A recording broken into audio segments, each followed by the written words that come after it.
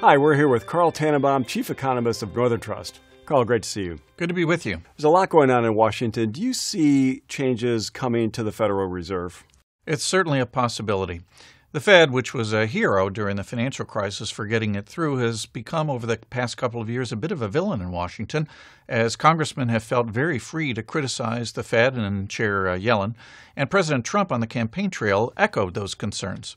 So the administration and the Congress will have a chance to put their own stamp on the Fed because there are now a number of openings on the Federal Reserve Board, which coordinates policy, and we're expecting some nominations to those positions very, very soon.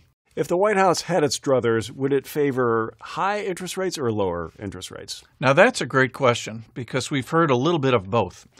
On the campaign trail and from the Congress, low rates have certainly been harmful to savers, and in addition, they invite the kind of financial market excesses that we just got through cleaning up.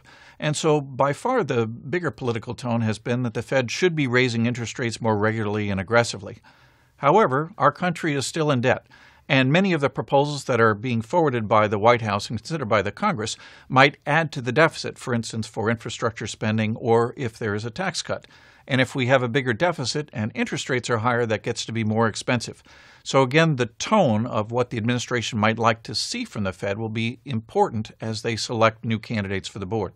At the same time, there's a lot of talk about loosening financial regulations. What are the pros and cons of going down that road? We've certainly added a great deal to financial regulations since the crisis, and in some cases that's been very well informed. We certainly do not want to go back to the type of mortgage abuses that we had in the years prior to the crisis. On the other hand, the Dodd-Frank Act in particular was very broad and all-encompassing and included many things that had relatively little to do with the crisis and have probably not contributed that much more to financial safety. So we have the opportunity, I think, to take a hard look at those things.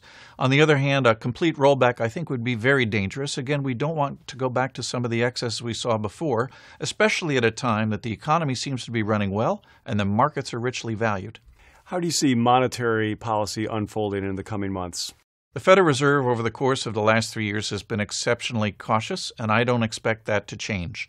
They are moving slowly to make sure that the gains that we've gotten in the economy are not easily lost, and they're also aware that higher interest rates do create additional costs for debtors both here and overseas.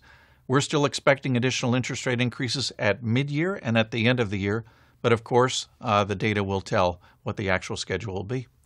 Carl, thanks for your time. My pleasure.